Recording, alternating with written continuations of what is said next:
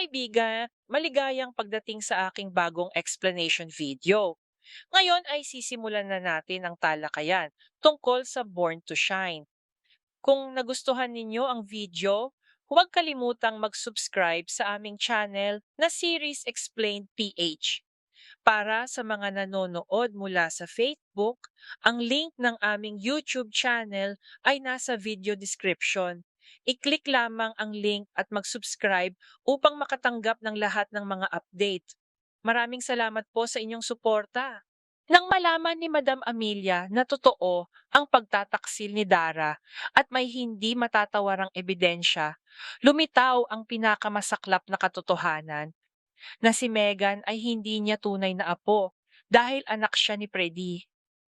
Habang umuugong ang internet sa usapan tungkol sa nakakamanghang pagkakahawig ni Megan kay Freddy, paulit-ulit na pinilit ni Megan ang kanyang ina.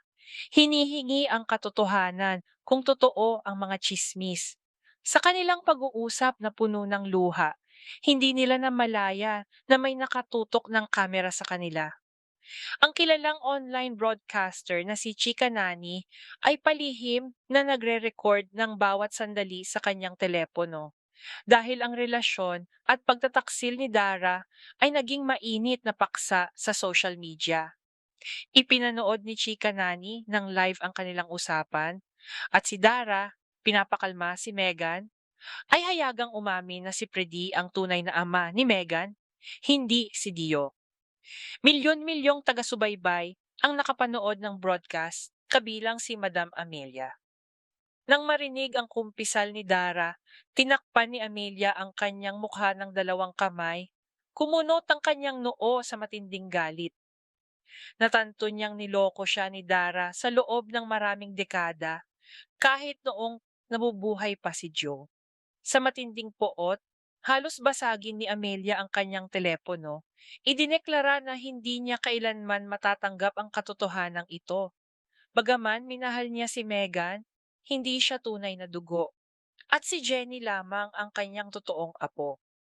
Nag-aalab sa galit, agad niyang inutusan ang kanyang mga tauhan na huwag nang papasukin sina Megan at Dara sa kanyang tahanan. Tinatakan silang mga manlilinlang at traidor, hindi bahagi ng dugo ng halaris. Isinagawa ng mga tauhan ni Amelia ang kanyang utos, pinaalis sina Megan at Dara mula sa bahay. Sa labas, parehong bumagsak sa luha ang dalawang babae. Sa kanyang galit, muntik nang saktan ni Megan ang kanyang ina, ngunit hindi niya magawa dahil sila'y magkaugnay sa dugo.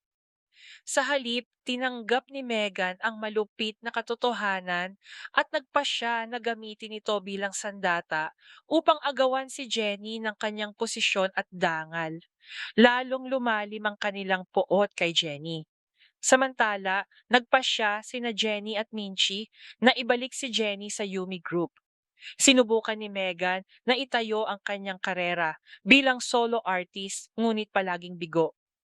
Pagkatapos ng formal na pag-alis ni Megan sa Yumi, lahat ay naghintay sa pagbabalik ni Jenny. Pumayag si Coach Bana at matapos ang pag-uusap kina Miss Monica at Net, nakabuo ng kasunduan. Si Jenny lamang ang magiging pangunahing artista sa Yumi at patas na hahatiin ng kita. Dahil anak ni Freddy si Megan, lubos siyang kumampi sa kanya. Kaya't nawalan ng kapangyarihan si Coach Bana na makialam pa. Sa broadcast, nagkomento si Chika Nani sa likod ng kamera na si Dara ay mas marumi at mas kasuklam-suklam pa kaysa kay Minchi. Isang babaeng gumawa ng mabibigat na krimen, ngunit naglakas loob na hiyain ang iba. Dahil dito, tuluyang nawasak ang reputasyon ni Dara sa mata ng bansa. Samantala, umalis si Amelia sa kanyang palasyo at dumiretso sa bahay ni Minchi. Wasak ang kanyang puso. Desperado siyang mangailangan ng tunay na kasama. Nagulat si Minchi sa kanyang pagdating, ngunit nakahinga ng maluwag. Dahil sa wakas ay nabunyag na ang katotohanan, pinapatunayang ang mga nanghamak sa kanya ay mas higit pang napahiya. Hiniling ni Amelia kay Minchi na payagan siyang manatili roon ng payapa. dahil ang pagiging malapit kay Jenny ay nagbibigay sa kanya ng ginhawa at saya. Naunawaan ni Minchi ang kawalang magawa ni Amelia. Sa malambing na pag-aalaga at pagmamahal ni Jenny, naramdaman ni Amelia ang init ng isang tunay na pamilya sa unang pagkakataon. Lubos na naantig, sinabi ni Amelia kina Jenny at Minchi na hindi na siya mabubuhay nang wala sila at hiniling na lumipat silang lahat sa kanyang palasyo. Dahil ang matagal ng pagtataksil ni na Megan at Dara ay laso na sa kanyang buong buhay. Ang salaysay na ito ay nagtatampok ng galit ni Amelia, kumpisal ni Dara, puot ni Megan, pagbabalik ni Jenny, at pagkakasundo ni Amelia. Pinagdurugtong ang pagtataksil, pagbubunyag, at ang muling pagtuklas ng tunay na ugnayan ng pamilya. Naistulungan ni Jenny ang kanyang lola, kaya't nakiusap siya sa kanyang ina na si Minchi na manatili sila kay Amelia dahil malapit nang matapos ang buhay nito. Dahil sa pagmamahal sa anak, pumayag si Minchi at magkasama silang bumalik kasama si Amelia sa palasyo ng Halaris. Pagdating nila, ipinakita ni Amelia kay Jenny ang kanyang bagong silid at ipinaliwanag na maaari silang gumugol ng kalahati ng oras sa palasyo at kalahati sa kanilang sariling tahanan kung nanaisin. Pagkatapos ay nagbigay si Amelia ng huling deklarasyon. Ang lahat ng kanyang napakalaking yaman at mana ay mapupunta lamang sa kanyang tunay na apo na si Jenny. Samantalang sina Dara at Megan ay hindi kailanman makakakuha ni isang kusing. Dahil hindi tunay na dugo ng Halaris, sina Megan at Dara, sinabi ni Minchi na wala silang pangangailangan sa ganoong kayamanan at masaya na silang mabuhay bilang isang nagkakaisang pamilya. Idineklara rin ni Jenny na wala siyang kasakiman sa yaman. Ang nais lamang niya ay manatili sa kanyang tunay na pamilya dahil si Amelia na lamang ang natitirang nakatatanda sa kanya. Samantala, nagpasya sina Dara at Megan na pumunta sa palasyo ni Amelia, umaasang mapapatawad sila. Lubos na nahihiya si Megan, inamin na dahil sa mga ginawa ni Dara ay wala na silang mukhang maipapakita sa kanilang lola. At ang buong sitwasyon ay naging sanhi ng matinding kahihiyan. Sa tuwing lalabas siya, tinatakpan ni Megan ang kanyang mukha ng sombrero at makapal na jacket upang hindi siya makilala. Dahil galit na galit ang publiko at handa silang kaladkarin siya sa lansangan matapos mapanood ang video. Gayunpaman, napilitan si Megan na samahan ang kanyang ina na si Dara sa palasyo ni Amelia. Sa loob, nag-aalab ang dibdib ni Amelia sa galit at puot, lalo pang lumalakas ang kanyang pagkamuhi kina Megan at Dara. Inisip niya na kung maglakas loob ang mga traidor na ito na humarap sa kanya, tuturuan niya sila ng mabigat na leksyon. Biglang tumunog ang doorbell at naroon sina Megan at Dara. Sa kabila ng pagsubok ng mga tauhan ni Amelia na harangin sila, pinilit ni Dara na makapasok, iginiit na ang ari-arian ay kanila at walang makakapigil sa kanila. Nang iulat ng mga tauhan ang kapalaluan ni Dara, bumaba si Amelia nang nagngangalit, sumabog sa galit. Mariin niyang tinanong kung paano sila nagkaroon ng kapal ng mukha na ipakita ang kanilang sarili doon. Walang pag-aalinlangan, sinunggaban ni Amelia ang ulo ni Dara at Megan, hinila sila at itinapon palabas ng palasyo. Idineklara ni Amelia na sila'y mga kasuklam-suklam na manlilinlang at hinding-hindi na siya muling magpapaloko sa kanilang matatamis na pagpapanggap. Inutusan niya silang umalis magpakailanman. Bumagsak sa luha sina Megan at Dara, habang sina Jenny at Minchi, puno ng galit, ay sumuporta sa desisyon ni Amelia. Sinabing tama lamang na palayasin sila dahil wala na silang karapatang manatili sa palasyo. Ang sandaling ito ay nagtatampok ng katapatan ni Jenny, deklarasyon ni Amelia, kahihiyan ni Megan, at pagpapaalis kay Dara. Minarkahan ang tuluyang pagputol ng ugnayan sa pagitan ng tunay na pamilya at ang mga traidor. Ang pagbubunyag na si Meghan ay hindi tunay na anak ni Joe ay nagdulot ng matinding pagkabigla sa buong bansa. Libu-libong tao ang nabigo.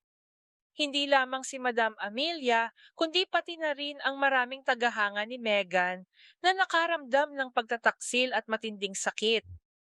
Ang asawa ni Freddie na si Coach Bana ay lubos ding nagulat. Sa loob ng maraming taon, sina Minchi, Jenny, Popsy P, at lahat ng nasa paligid nila ay naniwala na anak ni Dio si Meghan at si Dara ay pinakamalinis at inosenteng babae. Ngayon, si Dara ay tuluyang nalantad bilang lubos na kahiyahiyang traidor. Nangangalit sa galit si Coach Bana. Natanto niyang bukod sa kanyang sariling anak, si Meghan, ang huwad na anak, ay nakikinabang din sa kayamanan ni Freddie. Nangako si Bana na si Meghan, Dara, at Freddie ay sabay-sabay niyang ipapadala sa kulungan upang mabulok. Sa gitna ng unos, nakatagpo ng ginhawa sina Amelia, Minchi, at Jenny sa isa't isa. Malalim na naramdaman ni Jenny ang paghihirap ng kanyang lola, batid kung gaano kasakit ang dinaranas ni Amelia araw-araw. Dumudugo ang puso ni Amelia at upang maibsan ang kanyang sugatang damdamin, buong pusong inalagaan siya ni Minchi, Perry, at Jenny. Minahal nila siya ng walang pag-iimbot. Tinutugunan ang bawat pangangailangan niya. Nais ni Amelia na humaba pa ang kanyang buhay dahil hindi pa niya naibibigay kay Jenny ang lahat ng pagmamahal at pag-aaruga na nararapat sa kanya bilang tunay na apo. Sa loob ng mahabang panahon, bulag niyang minahal si Meghan, naniniwalang siya'y dugo, ngunit natuklasang hindi pala. Nagpasya si Amelia na sumailalim sa anumang gamutan, gaano man kahirap, upang mapahaba ang kanyang buhay at makasama pa si Jenny. Samantala, nagpasya si Coach Bana na tuluyang itaboy si Freddie mula sa kanyang buhay. Hindi na kayang tiisin ang kanyang kasuklam-suklam na pagtataksil. Sa kanyang dalamhati, nakatagpo rin siya ng ginhawa kina Minchi at Jenny. Inanyayahan siya ni Amelia na manirahan kasama nila sa palasyo dahil wala na silang nais pang makita sina Dara, Meghan o Freddie. Nangako si Bana na hindi siya titigil hanggat hindi napaparusahan sina Dara at Freddie sa batas. Sinimulan niyang ihanda ang kaso laban sa kanila para sa pakikiapid at pagtataksil. Hindi rin ligtas si Meghan, mabigat ang kanyang kasalanan dahil sinabotahin niya ang solo performance ni Jenny sa pamamagitan ng pagputol ng tunog at gagamitin din ang ebidensyang ito sa paglilitis. Nang bumuti ang kalusugan ni Amelia, maingat nilang binuo ni Coach Bana ang isang matibay na plano upang matiyak na bawat hakbang labang kina Dara, Meghan at Freddie ay walang kapintasan upang matanggap ng mga traidor ang nararapat na parusa. Kumonsulta sina Amelia, Bana, Minchi at Jenny sa isang bihasang abogado para sa pinakamabigat na hakbang sa batas. Tiniyak ng abogado na hindi lamang sina Dara at Freddie, kundi pati si Meghan ay maaaring makulong dahil sa kanyang mga sabwatan at pang-aabuso kay Jenny. Dahil napatunayan ng hindi siya tunay na kapatid, kundi isang huwad na anak sa labas. Matapos makakuha ng legal na payo, nagsampa sila ng formal na kaso laban kina Freddie, Dara at Meghan. Si Freddie, dahil sa kanyang kayamanan, ay desperadong humingi ng piyansa at lumaban gamit ang mga kontrademanda. Ngunit napakalaki ng ebidensya. Ang kumpisal ni Dara na na-broadcast ng live ni Chika Nani, kasama ng hindi matatawarang patunay ng pakikiapid at panlilinlang, ay nag-iwan sa hukuman ng walang ibang pagpipilian kundi ang mag-utos ng agarang pag-aresto. Agad na nagsagawa ng raid ang pulisya, dinakip at iginapos sina Freddie, Dara at Meghan at diretso silang ipinadala sa kulungan. Ang dramatikong rurok na ito ay nagtatakda ng paninindigan ni Amelia, paghihiganti ni Coach Bana, pagmamahal ni Jenny, at pagbagsak ni Nadara, Megan, at Predi. Pinagdurugtong ang pagtataksil, hustisya, at paghihiganti tungo sa kanilang hindi maiiwasang wakas. Ang pagkapanalo sa kaso ay nagdala ng matinding ginhawa kina Minchi, Jenny, Amelia, at Coach Bana. Sa wakas, natamo ni na Jenny at Minchi ang hustisya para sa mga taon ng panghahamak at pangaagaw na kanilang tiniis. Ngunit hindi pa lubos na napawi ang galit ni Madam Amelia. Nais niyang makita ang mga traidor sa kanilang pagkakakulong at harapin sila ng direkta sa pamamagitan ng mabibigat na salita. Kaya't magkasama silang pumunta ni na Amelia, Coach Bana, Minchi at Jenny sa himpilan ng pulisya. Inuhatid sila ng mga opisyal sa mga selda. Doon, sa likod ng bakal na rehas, nakita nila si Nadara, Freddy, at Megan na nakaupo sa sahig, walang tigil na umiiyak, dumadaloy ang luha sa kanilang mga mukha. Nang makita si Amelia, kumapit si Dara sa rehas at desperadong nagsumamo. Inay, pakiusap. Huwag ninyo kaming ikulong dito magpakailanman. Ngunit itinaas ni Amelia ang kanyang daliri sa galit at mariing sumigaw, hindi ninyo matatakasan ang kulungang ito. Sa pagtataksil na ginawa ninyo laban sa amin, ang natitirang buhay ninyo ay mabulok sa loob ng apat na dingding na ito. Nakatayo sa kanyang tabi, sumabog sa galit si Coach Bana. Itinuro sila at mariing sinabi, mga laso na traidor na gaya ninyo ay walang karapatang lumabas. Sa loob ng maraming taon, sinamantala ninyo ang aming inosente at sumayaw sa sarili ninyong kapritsyo. Ngayon ay babayaran ninyo ang bawat kasalanan. Napakalakas ng galit ni Amelia na nais niyang pumasok at saktan sila ng pisikal. Ngunit dahil sila'y legal na nakakulong, pinigilan niya ang sarili. Si Freddy naman ay lumapit kay Coach Bana, nagmamakaawa. Mahal, patawarin mo ako. Inaamin namin ang lahat ng aming pagkakamali. Kung bibigyan mo kami ng kalayaan, kahit minsan, babalik kami sa tamang landas at hindi na kayo guguluhin. Ngunit hindi na tinagsibana, mariing idineklara na hinding-hindi na siya muling magpapaloko sa matatamis nilang salita.